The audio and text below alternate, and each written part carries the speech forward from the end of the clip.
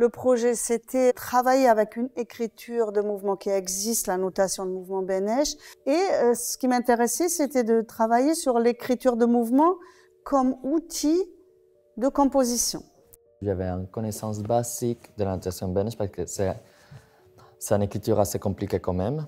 Du coup, on a passé pas mal de temps au début à essayer de définir les figures, de savoir qu'est-ce que c'est quoi ce symbole, etc.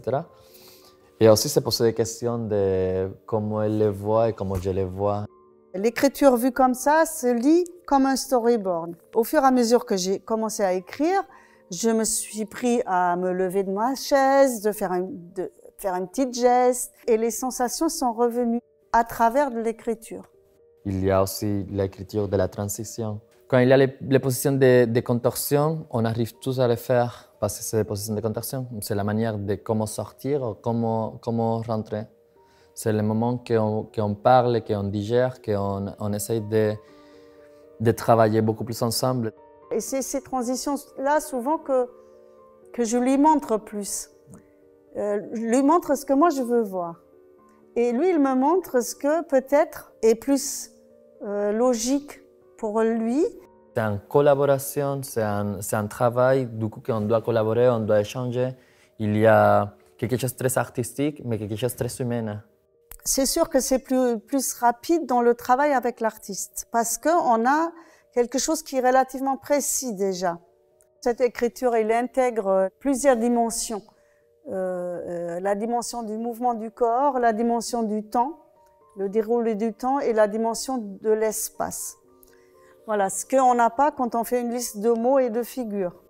Quand je fais l'écriture d'un numéro ou de quelque chose, ça mélange. Ça passe première par un impro, ça passe après par la construction en écriture. J'essaie de faire tous les numéros en mots. Si j'aurais la maîtrise de la notation Benesch, je pense que oui, j'utiliserais parce que au moins tu peux dessiner la figure. Personnellement, je peux plus faire, donc la création à travers le faire, pour moi, n'est pas possible. Plus possible, parce que j'ai arrêté la contorsion déjà il y a quelque temps. Mais je pense aussi que c'est une création aussi normale quand tu fais une création avec quelqu'un. Au moins, la personne il arrive avec une idée ou ça va parler de quelque chose. Il y a toujours une base. Ici, la base, c'était l'écriture Benesch et c'était vraiment partir de quelque chose fixe et voir comment ça va modifier, ça va évoluer.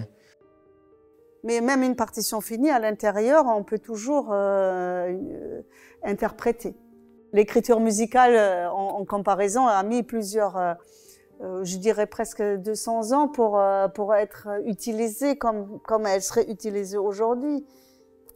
Donc je ne pense pas qu'en un claquement de doigts, ça peut se faire, mais le travail ensemble, déjà, ça sensibilise tout le monde, enfin les gens avec lesquels je travaille, sur une possibilité et sur qu'est-ce qu'ils vont pouvoir prendre de l'écriture. Après, il y a cette méthode, il y en a d'autres. Le but, c'est vraiment essayer d'avoir une trace écrite de ça.